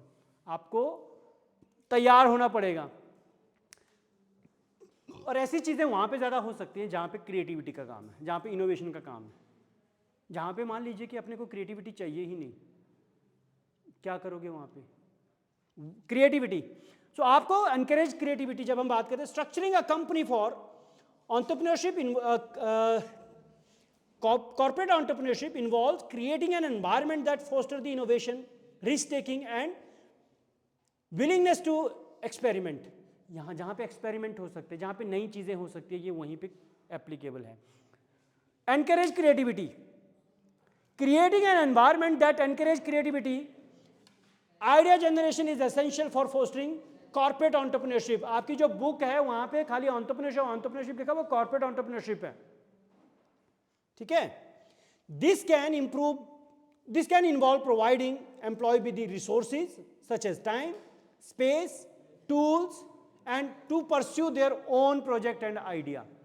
आपको उस टाइम के साथ साथ उनको टूल्स, प्लेस, स्पेस, सारी चीजें प्रोवाइड करोगे, तब आप एक्सपेक्ट कर सकते हो कि ये कुछ बना के लेके आएगा। हम दे कुछ नहीं रहे हैं, सवाल बहुत कुछ कर रहे हैं, तो उससे काम नहीं चलने वाला। Develop a risk taking culture. सबसे पहला रिस्क तो जो ओनर है, फाउंडर है, उसी को लेना है कि यार मैं इतने लोगों को ये टाइम दे रहा हूँ, ये देखो 20% टाइम वैल्यू रखता है, कुछ तो करवाऊंगा उसमें, तो मैं उस रिस्क लेने के लिए तैयार हूँ। अगर मैं तैयार हूँ तो मुझे सामने वाले को भी तैयार करना पड़ेगा। जाहिर सी बात है, जब रिस्क टेकिंग कल्चर होगा तब जाके ये चीज़ें पॉसिबल हो सकती है। Company should encourage employee to take calculated risk, learn from their mistakes और फेलियर्स।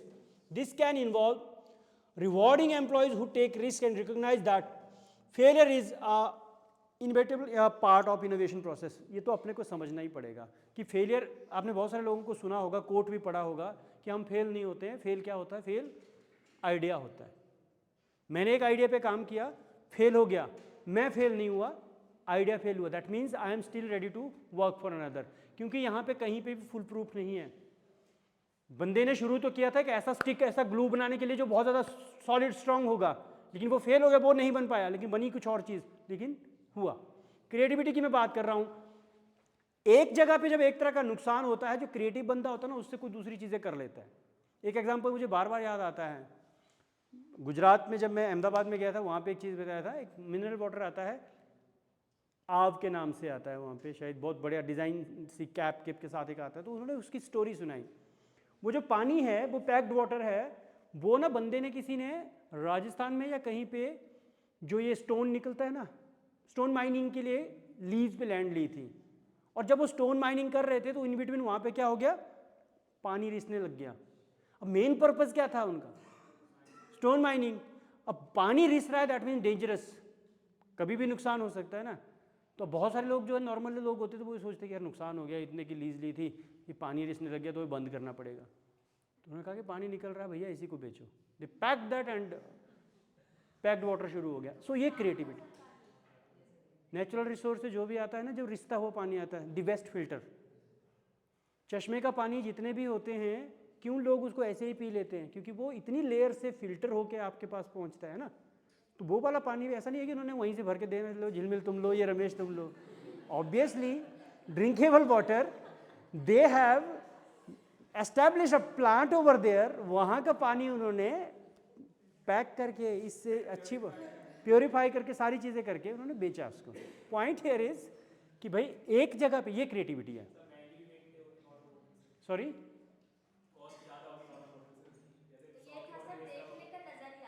ये है, मैं क्या कह रहा हूँ, ये है क्रिएटिविटी।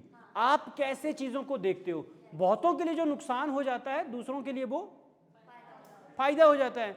आपने आटा गूंद रखा है, सुबह कुछ ना वो फर्मेंट हो गया ना उसमें, अब हम लोग यार ये आटा खराब हो गया, कोई और बंदा होगा बोलेगा यार इससे तो 4 चीज़ें और बन जाएंगी, उसको पता होगा तो वो चीज़ें करेगा। तो ये तब पॉसिबल है जब आप रेडी हैं उस चीज़ के लिए। प्रोवाइड सपोर्ट एट फॉर, जी कुछ बोल रही हो, प्रोवाइड सपोर्ट, अगेन सेम, इसीलिए ना मुझे ये टॉपिक बहुत रिपीटेशन है, स्ट्रेच किया हुआ है, काम की बातें उतनी ही हैं। सपोर्ट करना है। जब आपने किसी को बोला कि आप जो है अपना आइडिया कर सकते हो, तब जब तक आप उसको वो फ्रीडम नहीं देंगे, सपोर्ट नहीं देंगे, तब तक नहीं पॉसिबल। इससे ना एक क्विक एक एग्जांपल, संजू सैमसन ने रिसेंटली सेंचुरी पे सेंचुरी मारी। उसकी एक स्टेटमेंट थी कि मुझे मेरे कैप्टन ने बोला कि ये 7 मैचेस तू ओपनिंग करेगा। 7 मैच का एश्योरेंस था, उसको डर नहीं था कि इस मैच में फेल हो गया तो मैं बाहर हो जाऊंगा। तो तब बंदा अपने आप को एक्सप्रेस करता है। सेम थिंग बिजनेस में भी, अगर आप अपने एम्प्लॉय को ये फ्रीडम देते हो, उसको इतना कर space, you need to provide that space to them. जब आप उनको स्पेस, रिसोर्सेज, सारी चीज़ें देते हैं, आप उनको बोलते हैं कि आप कर लो, जो होगा देख लेंगे, आई एम हियर। घर वाले भी तो यही बोलते हैं ना। बच्चा 1 अटेम्प्ट देता है, 2 अटेम्प्ट देता है, नहीं होता है, अगर घर वाले बोलते हैं कि भाई बहुत हो गया अब ना तू, फिर वो कुछ भी करने लग जाएगा। जब घर वाले बोलते हैं कि कोई बात नहीं, if you feel you want one more chance, go ahead, I am with you, ये बाप का ये बोलना अपने आप में बड़ी बात होती है। पॉसिबिलिटीज़ बढ़ जाती हैं, ठीक है। और वो पॉसिबिलिटीज़ क्या करती हैं, वो बंदे को एक्सप्रेस करने का, एक्सप्लोर करने का टाइम देती हैं। I was in university, financial घर से उतना ही था, मैं यूनिवर्सिटी में था, बच्चा हो गया था, फैमिली थी, तो मुझे मेरे पापा ने बोल दिया कि this is your last time, मतलब 1 सेमेस्टर के, भाई 1-6 महीने और देख ले, आके कुछ करना पड़ेगा बेटा। भैया तो बेटा भी हो गया है। सो मैं यूनिवर्सिटी छोड़ के आया वापस, and then I started selling insurance.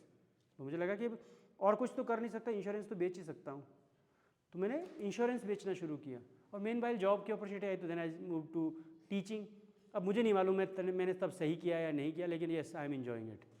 हो सकता है कि भाई मैं एज अ इंश्योरेंस एडवाइज़र भी अच्छा कर लेता, मतलब इतना तो आज मुझे लगता है कि मैं कर लेता, लेकिन उस टाइम के हालात के हिसाब से, क्यों, क्योंकि मुझे एक स्टेबल इनकम चाहिए थी अपनी फैमिली, बच्चा, इस इंसानों को रेज करने के लिए। तो ये डिसीजंस होते हैं।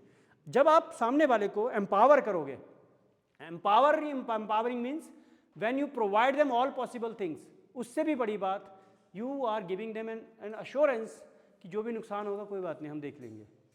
तो अब वो खुल के अपने आप को एक्सप्रेस करता है। So empowering is another thing. Embrace agility, agility is essential. जब ये कर रहे हैं, स्विच करना, शिफ्ट करना, ये कंपनी के अंदर है, तो वहाँ पे ये चीज़ें पॉसिबल है। आपको देखना पड़ेगा कि भाई ये एम्प्लॉय ने ये चीज़ कर दी है, मेरा जो टीम का बंदा है उसने ये कर लिया, यहाँ से मैं सही नहीं जा रहा है, तो आप ये ना सोचें कि भाई यार इसने ये किया, इसके एफर्ट इतना टाइम लगा। आपको पिवट करना है, क्या करना है, as per time. If you give them that space, then it will work for you. सबसे बड़ी बात, लीडरशिप कमिटमेंट चाहिए, क्लियर विजन और मिशन चाहिए। जब ये चीज़ें होंगी तब सारी चीज़ें बननी शुरू हो जाएंगी। क्रिएटिविटी या इनोवेशन आपकी ऑर्गेनाइजेशन में तब होगा when you give them that freedom to express. जब आप रेडी हैं, जब आप अपने एम्प्लॉयज़ को, अपने लोगों को ये बोलते हैं कि यार हम कर तो ये रहे हैं इस तरह से, इसके अलावा और अच्छे से ये कैसे हो सकता है। जब आप ओपन हैं उस चीज़ के लिए, एक्सेप्ट करने के लिए, तब चीज़ें बनेंगी। उससे भी बड़ी बात, ओपन कम्युनिकेशन, क्लैरिटी होनी चाहिए। आप क्या चाह रहे हैं, आपने बोला 20% टाइम, वो 20% टाइम, बाद में आपने 10 कंडीशन लगा दी, पता चला कि 20% टाइम बोलने के बाद 20% सैलरी काट के दे रहे हो, तो वो नहीं चलेगा, है ना। तो आपको वो फ्रीडम उनको देनी पड़ेगी। Empowerment we have discussed, resource allocation is important. जब ये सारी चीज़ें हम करेंगे, plus training and development, wherever you find, आपका एम्प्लॉय आपके पास आता है, कहता है कि सर मुझे ना ये काम करना है, उसके लिए मुझे इस तरह की ट्रेनिंग की ज़रूरत है, you need to support them, आपको उनको भेजना पड़ेगा। Recognition and reward is must. Failure as a learning opportunity, अगर कोई बंदा फेल होता भी है तो उसको भी, है ना, बार बार हमने, शायद मैंने आप लोगों के साथ पता नहीं बोला कि नहीं बोला, कि वी सिंपली हम क्या करते हैं, हम सक्सेस को सेलिब्रेट करते हैं, फेलियर को भी सेलिब्रेट करना चाहिए। मैं नहीं बोल रहा हूँ पार्टी देने की बात नहीं कर रहा हूँ, माई पॉइंट इज कि हम फेलियर को सेलिब्रेट करने से मेरा पॉइंट ये है कि हम ना रिकग्नाइज कर रहे हैं इस बंदे को कि यार हाँ यार इसने ये करा था, नहीं हुआ, पर इसने कुछ ना कुछ से जरूर सीखा होगा। अब एक चीज समझना आप, जिस बंदे ने 4 अटेम्प्ट यूपीएससी दिए होंगे, नॉलेज वाइज कुछ तो अच्छा होगा, बाकियों से तो बेहतर ही होगा। नहीं हुआ कोई बात नहीं, कुछ और करेगा। कितने सारे आपने देखे होंगे ऑनलाइन जो पढ़ा रहे हैं, उनकी यूपीएससी एस्पिरेंट थे, नहीं हुआ, पढ़ा रहे हैं खूब। क्यों? जो सीखने के लिए जो फेल्ड बंदा है ना, उससे स्टार्टअप में भी यही बोला जाता है, हम नॉर्मली आके हम क्या करते हैं, एक सक्सेसफुल फाउंडर ले आते हैं, उससे बात करवाते हैं कि तुम आओ, तुम बात करो, तुम ये होगा वो होगा। सीखने की ज़्यादा, वो क्या बताएगा, वो अपने आप को ग्लोरीफाई करेगा ना, वो जो भी है वो यही बोलेगा कि मैंने ये किया, फिर ये हुआ, इस तरह से हम ये कर रहे हैं। जो फेल होगा ना बंदा, उसको बुलाओगे तो वो बताएगा। सीख यही नहीं है कि मुझे क्या करना है, क्या नहीं करना है ज़्यादा इम्पॉर्टेंट है। तो ये चीज़ पल्ले बांध लो कि अगर आपको ज़्यादा सीखना है तो फेल्ड स्टोरी पढ़ो। ऐसा नहीं कि इंजॉय कर रहे हैं, वो फेल हो गया, क्यों फेल हुआ वो जानना है। What was the reason why that individual could not make that, वो बताएगा ना अपनी कहानी। ठीक है, ऐसे ही पेपर में भी जिसके अच्छे मार्क्स आते हैं वो तो ठीक है, जिसके कम आते हैं उससे पूछो, बोलेगा मैं रील स्क्रॉल करता था, तो भाई तू करता था कर ले।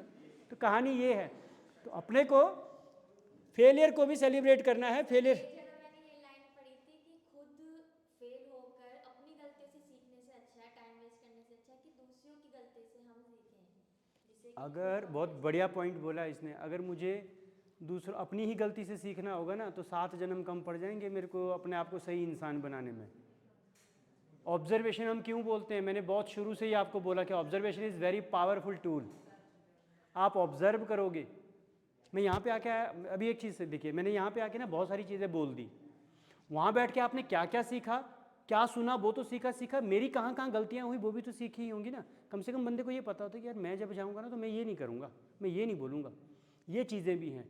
तो मैं ना अपनी क्लास में एक रिंग टॉस गेम करवाता हूँ, जहाँ पे मेरी जो नॉर्मल क्लास होती है, कि आप लोग तो बड़े लोग हैं, जो नॉर्मल क्लास होती है उनके साथ बात करता हूँ, वहाँ पे मैंने एक रिंग टॉस गेम करवाता हूँ। वहाँ पे एक सर्टेन डिस्टेंस से एक रिंग होता है और ऐसे ही एक छोटा सा पिलर सा होता है, उसको हम क्या करते हैं, उसमें डालने की हम बात करते हैं, और हर एक इंडिविजुअल को 4-4 रिंग मिलते हैं।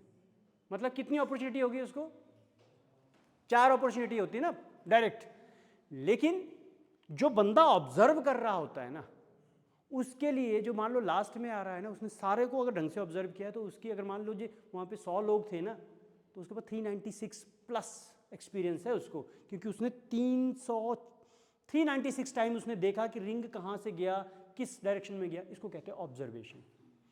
बहुत बार ज़रूरी नहीं है कि कुछ करने के लिए हम सीखें, करके ही सीखें, ऑब्जर्व करके भी देख सकते कि ये नहीं करना भाई, इससे ना ये चीज़ें होती हैं। तो इसलिए observation is very powerful tool. तो ये बिल्कुल सही पढ़ा, झिलमिल जहाँ भी पढ़ा काम की बात है। खाली पढ़ना नहीं, इम्प्लीमेंट भी करना है। खाली पढ़ के रखेंगे तो फिर कुछ नहीं होगा, है ना।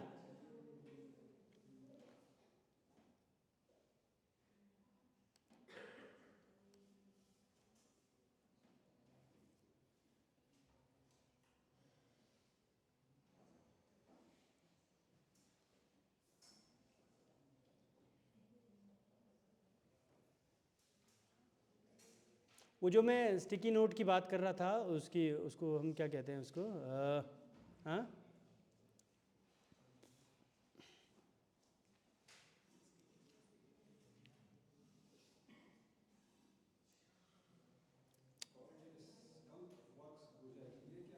Sorry,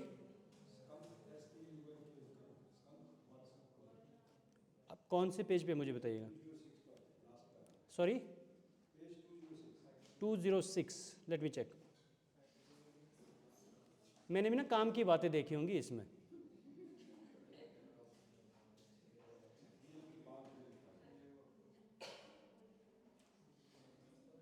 just 1 minute, let me सी।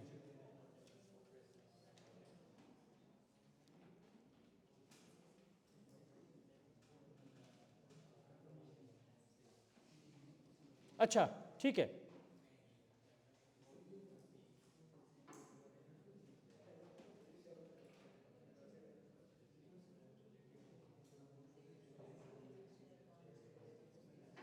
ये एक टर्म है संकबर्ग टीम, जो small autonomous work lower level पे जब भी हम बात करते हैं कि भाई आप इस तरह की अपॉर्चुनिटी देते से कि जहाँ पे लोग जो है, एक तो इसने क्या बोला, ऑटोनोमस नए प्रोजेक्ट पे काम करती हैं, कोई भी टीम जो है मतलब ऐसा डेडिकेटेड नहीं है, कुछ भी लोग जो है आके मान लीजिए इसका कोई बात नहीं। Sometime it is not necessary that every time कि आप किसी को डेलीगेट कर रहे हो, बता रहे हो, आपने बोला कि ये 4 लोग, कई बार क्या होता है लोग अपने आप में भी ना इकट्ठे होकर अलग से एक ऑटोनोमस बना के भी भेज देते हैं कि भाई वो अनोनिमिटी है उसमें।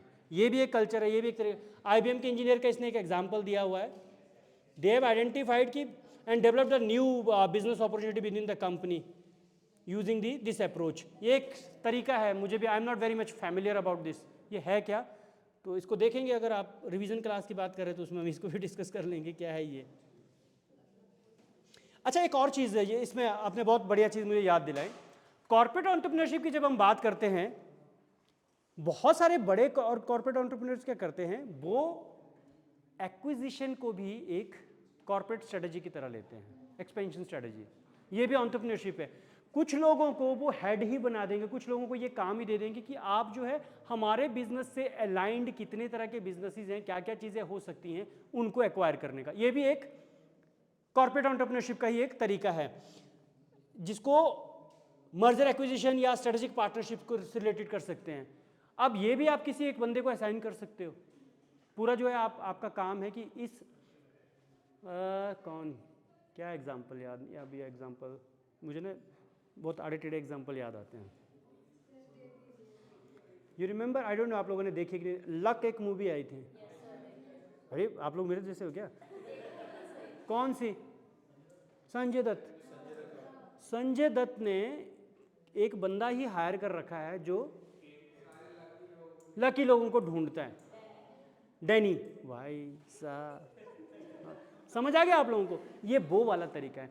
व्हेन जब बड़ी कंपनी क्या है, वो क्या कह रही है, वो कह रही है कि हमारे ऑब्जेक्टिव से रिलेटेड हमारा जो काम है, इससे रिलेटेड मार्केट में कौन कौन लोग हैं जो इसमें काम कर रहे हैं, उनको एक्वायर करो। मैंने आपको एक एग्जांपल दिया था शायद, ओला उबर में से किसी ने एक का, मुझे एग्जैक्टली याद नहीं है। हमारे कुछ स्टूडेंट्स थे जो हमारे पास पढ़ने आए थे, उन्होंने ऑटो को कनेक्ट करने का एक ऐप बनाया था। 11-12 के बच्चे, जुगनू और समथिंग कुछ ऐसा नाम रखा था। ओला ने, उबर ने उनको उस टाइम पे छोटे छोटे मतलब 11-12 के बच्चे के तो 20 लाख में एक्वायर करा। क्यों एक्वायर करा? थ्रेट हो सकता है। ये तरीका होता है। आप जैसे संजय दत्त ने डैनी को भेजा था कि भाई इस मेरे लिए ऐसे ऐसे बंदे ढूंढ के ले आओ, कॉर्पोरेट्स भी यही करते हैं। किसी एक बंदे को एक टाइम के बाद बोलेंगे कि आपका काम ना यही है, you go you search acquire them. ऐसे कौन कौन से बिजनेसेस हैं जो कल को मेरे लिए चैलेंज हो सकते हैं, इससे पहले कि वो कुछ बड़ा करने लगे उनको क्या कर लो, खरीद लो। शुरुआत में क्या होता है कि स्टार्टअप, जब देखो एक चीज़ है, किसी एक बड़े काम से अलाइंड होकर जब कोई बंदा काम कर रहा होगा ना, शुरुआत में उसको पैसे की बड़ी कमी होती है, और इनिशियली ना लोगों को वैल्यू भी पता नहीं होती है। उनको लगता है कि यार शुरुआत में, मान लो अगर आपको कोई आके बोले, आपने अभी 1 साल तक उसमें काम किया था, कोई आके बोले कि मैं आपका आइडिया ना 50 लाख में खरीद रहा हूँ, बोले यार बैठे बिठाए 50 लाख रुपए मिल रहे हैं। आपको ये नहीं पता कि वो आइडिया जो है ना वो 5,000 करोड़ का बन जाएगा बाद में, उनको पता है। तो वो क्या करते हैं, this is another type of corporate entrepreneurship where collaborations, partnerships, acquisition and merger happens. ये भी एक तरीका है। तो बिल्कुल सही टाइम पे याद आया, संजय दत्त और डैनी बिल्कुल सही फिट बैठ रहे हैं दोनों यहाँ पे, सेम थिंग। देखो एक चीज़ है, अगर हम ऐसे लोगों को एक्वायर नहीं करेंगे, कल को वो क्या करेंगे, पिज़्ज़ा है ना, पिज़्ज़ा, मार्केट भी पिज़्ज़े के जैसा ही है। जितने ज़्यादा लोग बढ़ेंगे आपका स्लाइस उतना छोटा होगा जेंटलमैन, आपका स्लाइस उतना छोटा हो जाएगा। हाँ, समझ रहे हो? जितने ज़्यादा लोग बढ़ेंगे उतने, अब मार्केट में, अब एक चीज़ समझिएगा, मार्केट का एक और एग्जांपल मैं आपको देता हूँ। मेट्रो में ट्रेवल करते हैं हम लोग, नॉर्मली पुरानी मेट्रो है ना, 7 लोगों के बैठने की जगह होती है, 7-8, है ना। जैसे ही कोई आता है थोड़ा सा एडजस्ट करने के लिए, आप उसको थोड़ा सा एडजस्ट करते, सब लोग थोड़ा थोड़ा अनकंफर्टेबल हो जाते हैं। मार्केट में जब भी कोई नया प्लेयर आएगा, क्योंकि मार्केट वही है, उसी कस्टमर बेस में वो भी सेंध लगाएगा, तो जैसे ही कोई आएगा वो मेट्रो वाला हाल हो जाएगा, सब लोग अनकंफर्टेबल हो जाएंगे, थोड़ा थोड़ा डैमेज सबको होगा। ये सही कह रहे हैं, जो सबसे हेल्दी होगा उसको सबसे ज़्यादा प्रॉब्लम होगी, फैक्ट है ये भी। दूसरी बात, धीरे धीरे क्या होगा, वो जो एडजस्ट हुआ था ना अभी रिक्वेस्ट करके, वो पूरा फैल जाएगा। Market behaves like this only, that's why कितने भी बड़े बिजनेस आप देख लो, कई बार हमें लगता है कि इस कंपनी को ये भी क्या करने की ज़रूरत थी, वो स्पेस ही नहीं देते हैं, they don't give space to their competitor, not even a inch. Market में आने ही नहीं देना, जगह ही नहीं देनी है। आपको क्या लगता है ये जो हिंदुस्तान लीवर के इतने सारे सोप्स आते हैं ना, जो उसका नेस्ले का सेरेलाइट है, उसका मार्केट शेयर है 97%, 97-98%। मार्केट में कट टू कट कंपटीशन है, कोई उसकी टक्कर भी नहीं आ सकता। अभी आलिया भट्ट एक ब्रांड है, उसमें इन्वेस्ट किया है, उसका मार्केट शेयर है 1 कुछ %। अब वो उसके मार्केट को खींच रहा है, क्योंकि उसके कंपैरिजन में कोई दूसरा प्रोडक्ट है ही नहीं। अब समझो, उसने 1% पे जगह ली है आज, आपको क्या लगता है 1% पे रुकेगा वो? अब वो अगर कट भी करेगा तो वो इसी का नेस्ले का ही प्रोडक्ट है। और किसका कटेगा भाई? मैंने that's why I am giving you example of pizza. Market ना पिज्जे के जैसा है, जितने ज़्यादा लोग आएंगे स्लाइस वहीं से, कोई छोटा निकालेगा बड़ा निकालेगा, डिपेंड करता है, लेकिन डैमेज सबको होगा।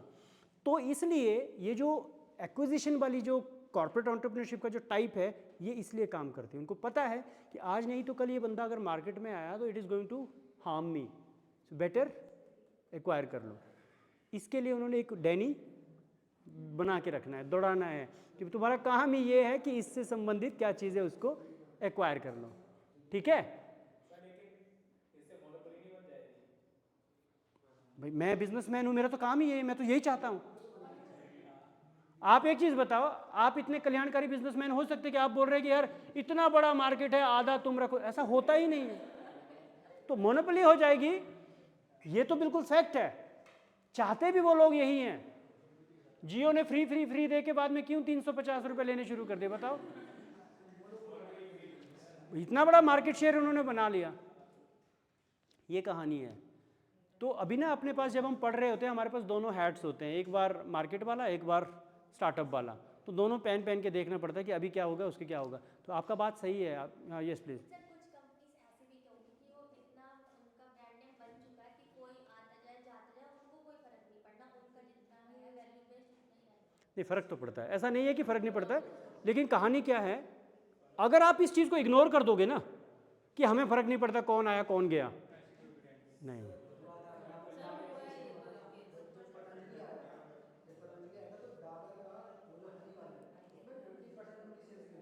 भाई इनिशियली अगर आप किसी भी नई एंट्री को इग्नोर करोगे ना, आप भुगतोगे ही भुगतोगे।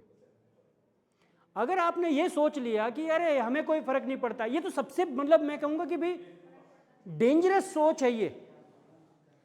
इसीलिए people keep I always market पे उनकी आंख होती है कि भैया कहाँ क्या हो रहा है। कोई भी ये सोच के नहीं चलता कि अरे हमें, बहुत सारे एग्जांपल्स हैं, नोकिया को लग रहा था कि अरे इतना बड़ा मार्केट शेयर हम होल्ड करते हैं, हमें क्या फ़र्क पड़ता है। कितनी भी वो कोई से भी बड़ा सा बड़ा नाम ले लो आप, उनको भी यही लगा था। उन्होंने तो एक्चुअली टेक्नोलॉजी के साथ मैच नहीं करा, उनको लगा कि यार फोटो, डिजिटल फोटो लोग क्या करेंगे। उनकी तो लापरवाही ये थी, उनको ये नहीं था पता कि आज की डेट में ऐसा हो जाएगा कि लोग जो है इंस्टा तुरंत, ये कहानी है। तो ये तब होता है जब आपकी मार्केट सेंस। तो इसलिए बड़े बिजनेस को एक डैनी हमेशा अपने पास रखना चाहिए जो मार्केट को ऑब्जर्व करे, कहाँ पे क्या होने वाला है। उसके हिसाब से लोगों को एक्वायर करे। एक्वायर अगर नहीं भी करता है तो एटलीस्ट खबरी होना ज़रूरी है ना कि सर मार्केट में ये हो रहा, देख लीजिए। अगर मैं उसको एक्वायर नहीं कर पा रहा हूँ तो उसको काउंटर तो कर ही सकता हूँ, नहीं कर सकता हूँ। ये रिमेंबर एक डील आई थी शार्क टैंक पे, हैमर हैमर हैमर, है ना? मैंने सुना बाद में वो डील हुई नहीं है फाइनल, नहीं हुई थी ना वो। हाँ, लेकिन वहाँ पे ड्रामा बहुत हुआ था। नहीं, वहाँ पे हो गई थी बात, सारी चीज़ें। लेकिन आपने एक चीज़ देखा होगा, आई डोंट नो आपने उस तरह से ऑब्जर्व किया नहीं किया होगा, अमन गुप्ता को टेंशन तो हो गई थी। मेन बात है ना कि जब शार्क टैंक से बाहर निकलते तो वैल्यूएशन हमारी हाई हो जाती है ना, जो प्रीवियस टीआरपी के चक्कर में। ऑन स्क्रीन तो कुछ और बोलना पड़ता है ना, तो ऑफ स्क्रीन नहीं, जो भी है, लेकिन देखो एक चीज़ है, जब आपकी टक्कर का एक ब्रांड मार्केट में आ जाए टेंशन तो होती है, किसी को भी टेंशन हो जाती है भाई। हैमर भी, हालांकि वो डील कुछ ड्रामा ही थी, वो मुझे समझ नहीं आया क्या हुआ क्या नहीं हुआ, लेकिन एक ब्रांड तो एस्टेब्लिश हो गया था ना हैमर तब। एक मिनट, मुझे मेरे बेटे का कॉल आ रहा है, मैं ले लेता हूँ अभी just. Hello hello hello hello, हाँ बेटा बोलो, जल्दी बोलो। हाँ चल ठीक है, इसके लिए कॉल कर रहा है, बाय।